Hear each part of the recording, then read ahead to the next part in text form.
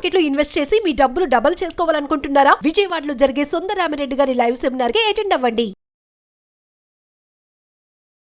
Hi viewers, India's largest digital media network Suman టీవీకి స్వాగతం. ప్రస్తుతం మనతో ఉన్నారు motivational speaker and language trainer Vijaya Bangaru Amma. అమ్మ నమస్తే. అమ్మ నమస్తే. అమ్మ, మామూలుగా ప్రతిదానికి తోడు నీడ అనే కాన్సెప్ట్ లైఫ్ లో ప్రతి ఒక్కరికి తోడు నీడ అనేది ప్రతి ఒక్కరికి అవసరం. బట్ భగవంతుడు అందరికీ అంత అదృష్టాన్ని ఇవ్వరు. మరి ఏ పాప కర్మలో, ఏ పాప పుణ్యాలో కర్మలో తెలియదు, కానీ చాలా మంది ఒంటరితనాన్ని భారిస్తూ ఉంటారు, బాధపడుతూ ఉంటారు, ఆడవాళ్ళు కానీ మగవాళ్ళు కానీ. అమ్మ, ఈ ఒంటరితనాన్ని జయించడం చాలా కష్టం. వయసులో ఉన్నప్పుడు ఒక రకం, ఆరోగ్యంగా ఉన్నప్పుడు ఒక రకం, వయసు అయిపోయిన తర్వాత ఒక రకం.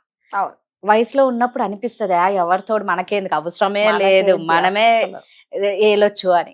ఇప్పుడైతే వయసులో ఉన్న ఆరోగ్యం ఏదన్నా ఎఫెక్ట్ చూపించింది అన్నప్పుడు అప్పుడు అనిపిస్తుంది మనకంటే ఒక మనిషి ఉంటే బాగుంది కదా. అరే నీకు ఎలా ఉంది, నువ్వు తిన్నావా, మందులు వేసుకున్నావా, నిద్ర మధ్యలో ఉలికి ఇష్యూతో బాధపడిన ఒక సపోర్ట్ నేనున్నానని అదొక బలం. ఒంటరితనంతో అనుభవించే వాళ్ళకి ఇది ఒక నరకంలా ఉంటుంది. దీన్ని జయించడం ఎలా అంటారు? అంటే మీరు అడిగిన ప్రశ్నలు మీరు అన్నట్టుగా ఇప్పుడు మీరు అన్నిటి దానికి నేను సమాధానం చెప్తాను. ఇంకొక ఒంటరితనం ఏంటంటే, కొన్ని సమయాలలో కొన్ని సందర్భాలలో మనము ఇప్పుడు సపోజ్ పిల్లలు ఉన్నారండి, పిల్లలు చిన్నప్పటి నుంచి తల్లి చుట్టూ, మరి ముఖ్యంగా ఈ ఒంటరితనం అనేది ఎవరికైనా ఒకటే, మగవాళ్ళు కూడా చాలా మంది ఒంటరిగా ఫీల్ అవుతారు. ఎవరు లేనప్పుడు, అంటే భార్య పోయినప్పుడు, లేకపోతే పిల్లలు అందరూ వెళ్ళిపోయినప్పుడు, తను భర్త నిజంగానే ఒంటరితనం పిల్లలు. ఈ ఒంటరితనం ఎక్కువగా ఎఫెక్ట్ ఎవరంటే ఆడవాళ్ళకే ఉంటుంది. ఎందుకంటే ఆడవాళ్ళది ఒక ప్రపంచం.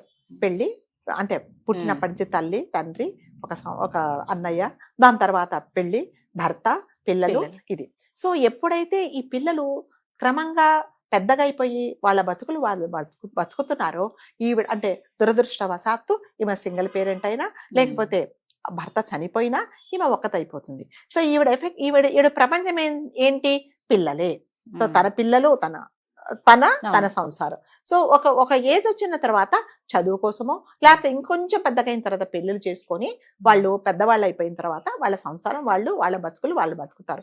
కానీ ఈ తల్లి ఏం చేస్తుందంటే, చిన్నప్పుడు ఎలా చుట్టూ నా చుట్టూ తిరిగాడో అలాగే ఉండాలని ఎక్స్పెక్ట్ చేసి, వాళ్ళు ఎప్పుడైతే వీళ్ళతో టైం స్పెండ్ చేయలేకపోతారో ఒంటరిగా ఫీల్ అవుతుంది. కానీ ఒకటి ఏంటంటే, ప్రతి తల్లి, మరి ముఖ్యంగా తల్లులు తెలుసుకోవాల్సిందంటే, పిల్లలు చిన్నప్పుడు నీ చుట్టూ తిరిగినట్టుగా క్రమంగా పెద్దవాళ్ళు అయిన తర్వాత, 10th క్లాస్ వచ్చిన తర్వాత, ఇంటర్మీడియట్కి వెళ్ళి డిగ్రీ చదువుతున్నప్పుడు అలా నీ చుట్టూ తిరగలేరు అనేది మనం ప్రతి తల్లి, మరి ముఖ్యంగా తల్లి తెలుసుకోవాలి. అప్పుడే అంటే ఈ ఒంటరితనం ఏంది, నాకు ఎవరు లేరు, నన్ను ఎవరు పట్టించుకోవటం లేదు, నా పిల్లలు నా మాట వినట్లేదు, సో ఎట్లాగా భర్త లేడు, ఒకవేళ భర్త ఉన్నా పొద్దున వెళ్తాడు, రాత్రికి వస్తాడు, నాకు ఎవరూ లేరు అనే ఆ ఒంటరితనం కూడా చాలా మటుకు లేడీస్ ఫీల్ అవుతారు. తెలుసుకోవాల్సిందంటే, పిల్లలు పెద్దవాళ్ళు అయిపోయారు, నీ చుట్టూ చిన్నప్పుడు అమ్మ మంచినీళ్ళ గ్లాస్ ఇస్తావా, లేకపోతే కాఫీ కలిపిస్తావా అని లేదు, పెద్దవాళ్ళు అయిపోయిన వాళ్ళ పనులు వాళ్ళు చేసుకుంటున్నారు. అప్పుడు మీరు ఒంటరితనంగా ఫీల్ అయిపోతే దానికి ఎవరు చేయలేరు. అంటే ఒక రకంగా పిల్లలు ఎదగకుండా ఉండడానికి మనం అడ్డుకట్ట వేస్తున్నట్టే కదా. నానా నువ్వు లేకపోతే నేను ఉండలేను, నువ్వే నా పంచప్రాణాలు అంటే కరెక్టే, పంచప్రాణాలే. కానీ వాళ్ళకంటూ ఒక లోకం ఉంటుంది, వాళ్ళ లైఫ్ వాళ్ళు బతకాలి అనేది కూడా తల్లి మరి ముఖ్యంగా మెంటల్ గా ప్రిపేర్ అవ్వాలండి. ఇది ఏంటంటే, ప్రతిసారి నా పిల్లలు నాతోనే ఉండాలి అనేది జరగదండి, ఎప్పుడు జరగదు. అది కొన్నిసార్లు పెద్దవాళ్ళు అయిపోతారు, అంటే నిజంగా పెద్దవాళ్ళు అయిపోతారు, వెళ్ళిపోతారు. ఒకవేళ భర్త లేనప్పుడు ఆ ఒంటరితనం తప్పదు, భరించలేదు. ఈ ప్రపంచంలో ఎవరైనా మనం ఒక్కరేమే వచ్చాం, ఒక్కరమే వెళ్ళిపోతాం కదా. మన తోట గుండెలు అవిలిసేలాగా, గుండెలు పగిలేలాగా ఏడ్చినా అక్కడి దాకే వస్తారు, దాని తర్వాత తనకు తిరిగిపోతారు. కాబట్టి ప్రతిరోజు ప్రతి ఒక్కరూ ఇది తెలుసుకోవాలండి. నాకెవరు లేరు, నాతో ఎవరు మాట్లాడటం లేదు, నేను ఒంటరిదాన్ని అయిపోయాను, నేను ఒంటరి వాడిని అయిపోయాను, ఎవరి బతుకులు వాళ్ళవండి.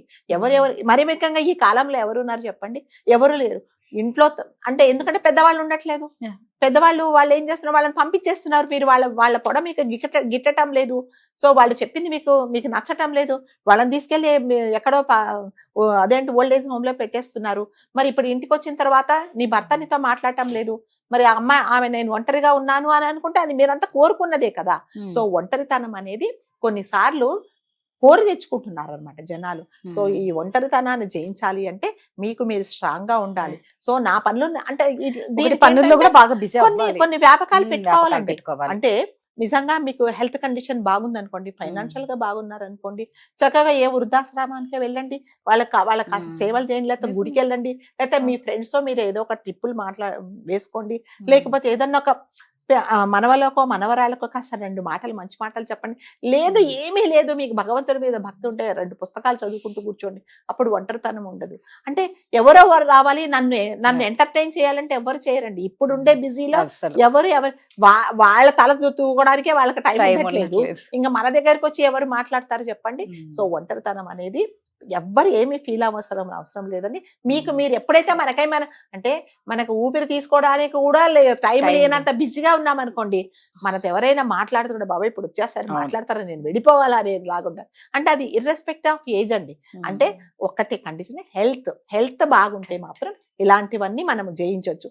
లేదు నాతోనే మాట్లాడాలి, నా చుట్టే తిరగాలి, నేను చెప్పినట్టే వినాలి అంటే వినరండి. ఇప్పుడు కొంతమంది ఏంటారంటే అసలు నా మాట ఎవరు వినటం లేదు, ఇంట్లో నా మాట ఎవరు పట్టించుకోవటం లేదు, నేను ఒంటరిదాన్ని అయిపోయాను, నాకు ఎవ్వరు లేరు అని అనుకుంటే వినరు. కొన్ని అంటే ఇప్పుడు ఎవరి ఆలోచనలు వాళ్ళవి. ఇది వరకు లాగా అమ్మ నేను చెప్పిపోతాను, చెప్పులేసుకొని పోతాను అని చెప్పట్లేదండి. కాకపోతే ఏంటంటే ఇన్ఫర్మేషన్ ఇస్తున్నారు, they are not taking permission. Information ఇస్తున్నారు, నేను పలానా చోటికి వెళ్తున్నాను అంటున్నారు, కానీ వెళ్ళాలా అని అడగట్లేదు కూడా, చెప్పట్లేదు, అడగట్లేదు. ఇంకా కొంతమంది ఆఫీసులకు వెళ్ళిపోయి మా వాళ్ళు ఏదో ప్రోగ్రామ్ చేశారు నేను వెళ్ళిపోతున్నాను అమ్మంటే ఇవిడ మళ్ళీ ఒంటరిది అయిపోతుంది. అదేంటి ఇది వరకు ఇంతకు ముందు నాకు చెప్పి వెళ్ళేవాడు అంటే చెప్పి వెళ్ళారు, ఇప్పుడు పెద్దవాళ్ళు అయిపోయారు. సో ఎవరికి వాళ్ళు ఒంటరితనం అనేది ఎప్పుడు అంటే ఉండకుండా ఉండాలంటే మీకు మీరు బిజీగా చేసుకోండి.